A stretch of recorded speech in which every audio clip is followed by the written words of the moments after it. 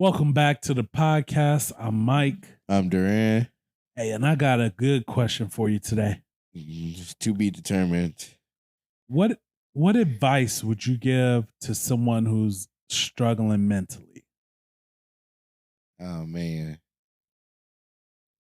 that's a that's a tough question because you can't tell somebody that's mentally struggling to just stay strong and tough it out. There's more to it than staying strong and toughing it out because that's just something that you got to wrestle with because your mind is something that we use on a daily basis. You don't think nothing can go wrong, Right. and it alters your version of life, your perception, essentially. So if you don't feel like nothing's wrong, then you don't react. But in actuality, when people on the outside looking in, they can clearly tell that you are unhinged and there's something wrong with you. Right. So telling somebody that is really hard, and then once they realize that it actually is something wrong with them, it's like a breakdown because now you starting to question your character, your thoughts. Have I been genuine? Have I been honest? Have I really been living? Like, what's wrong with me? Essentially, it's like a whole bunch of things come into play. So I don't know how you would tell them anything. It's hard to do. It's kind of like you got to take the steps with them to try to recover. Yeah. Or come back because you're trying to put puzzle pieces together. So imagine one of those 1,000-piece puzzles with the little puzzles. You're trying to put stuff back into place with them in perspective, and sometimes you get the baby syndrome where you're trying to put the circle in a square and it don't work. Hmm. I think if I'm giving any advice to anybody struggling with mental health at all, um, it's and people say this all the time. People always say like you're not alone, like it's other people. I would say to force yourself to be uncomfortable with a therapist. Um and that can be in multiple ways. That can be in therapy group, that can be in a one-on-one, that can be whether it's a short-term therapy through your primary doctor. Like force yourself to have those uncomfortable conversations so that you can figure out like honestly what is causing it. Because I feel like even when getting a therapist isn't the answer, it's being open with a therapist, having those conversations so that you can get to the root cause of it. And yeah, that would be the biggest piece of advice I can give. I would say is if you're struggling mentally, um, things could easily be taken out of context. But if we're trying to come back into reality and put things into perspective for you and your third party people, your loved ones, friends, it's to realize that you are loved and somebody does care about you, Yeah. and that oftentimes you feel alienated and spaced out, and so you start to do dramatic things, and you feel like you want to do something to yourself, and oftentimes you just got to take a step back and realize it's like almost like you having a panic attack. It's like a shock to your system. Take a step back and look at those people who are there for you and don't take them for granted. So if it's one or two people who genuinely love you, that's enough. Yeah. You don't need a crowd. You don't need all these things that the world tells you that you need. You don't have to fit in anybody's box. You don't have to do anything. Don't feel forced to make a choice. You always have a choice for the most part in life. Sometimes things are forced upon us, and in that instance, you don't have a choice. So you kind of got to navigate or just deal. But just take a breath, sit down, and just be comfortable with someone trying to comfort you. So if someone's trying to make an effort to be there for you, let them be there. Don't push them away. Don't shut them out, and don't think that nobody will understand. Because I had a niece tell me that she had an instance where she felt like she couldn't talk to nobody, and so she started trying to make all these decisions on her own. And I was like, no, a part of growing up is realizing that you always have somebody to talk to. You just thought I wouldn't understand because you are younger than me. But when you get older, you have experience. So I might not understand your particular situation, but I have the experience to get out of the situation Yeah. or to avoid it. So some things um have to be restored in a sense for us not to get in that place. So sometimes some people are born with mental illnesses and some people just develop them over time. Yeah. So for the people who develop them, I would say lean on somebody who has more experience than you. And it's hard to do that because now, babies raising babies, and there's no more elders or role models and stuff to actually tell you what's the real. You just looking at what's put in front of your face, and what's in our face is X, uh, TikTok, Facebook, and you seeing all this pretend living, but you're not really having nobody sit down and tell you life is gonna get hard, it's gonna get confusing, you're gonna get your heart broke. One day you just gonna wake up and look around and feel like you ain't did nothing. And that could be the furthest thing away from true. You might just feel like nobody love you, and that's not true. And it's because you just get stressed out. All of it's heavy. Sometimes the wall break, and when it breaks, you just feel like nobody's there to catch you. So it's like just having water being poured on you consistently. It's essentially just being under a waterfall.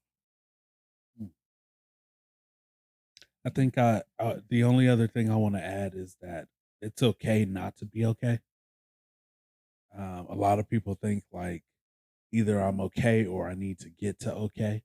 And sometimes it's it's okay to admit you're not okay right now. And to live in it. It's not okay to give up. But look, I'm gonna have a day where I'm not okay. You're gonna have a day where you're not okay.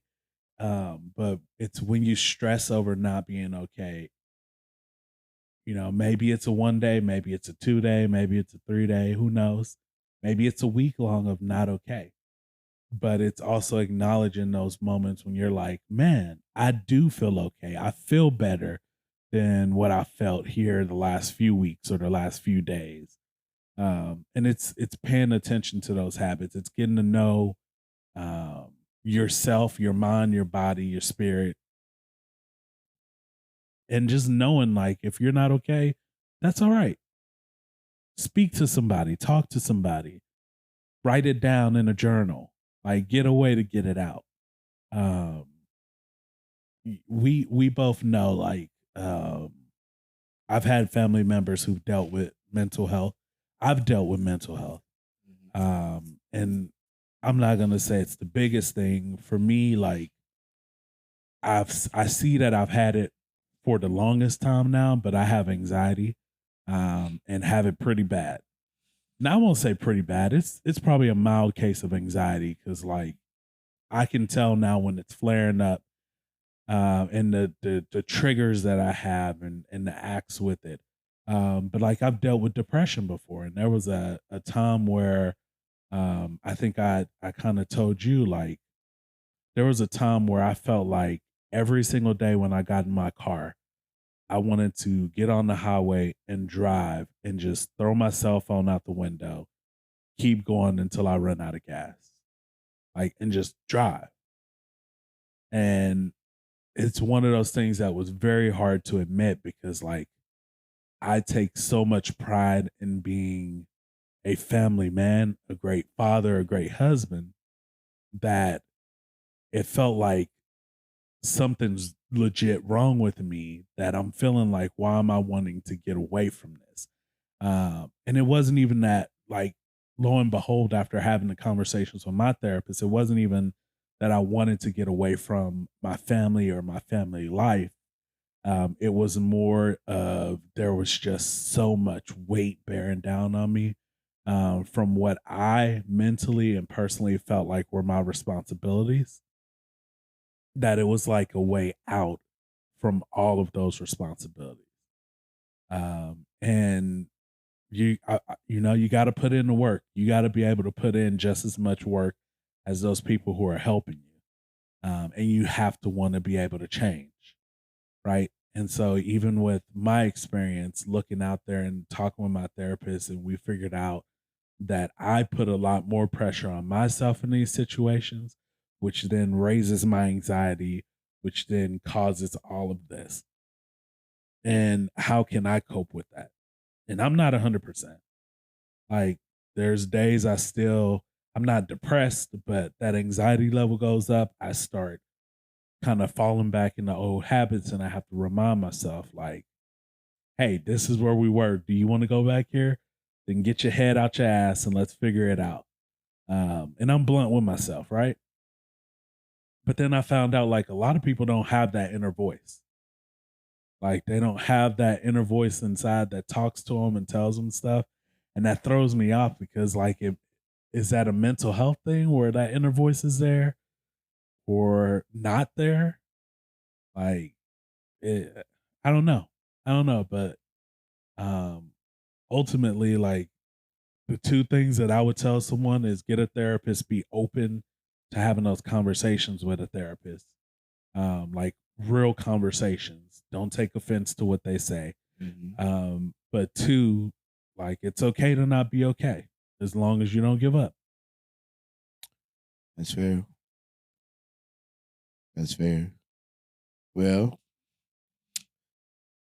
I feel like this is definitely gonna have to have a part two to it eventually because it's so many different things we can dig into and so many different things that we can say. And I feel like in today's day and age, we have a lot of people who suffer from some sort of mental illness or, um, you know, I don't know a nicer way to say it besides saying something fancy. So I'll say some type of disruption or something that's unnormal.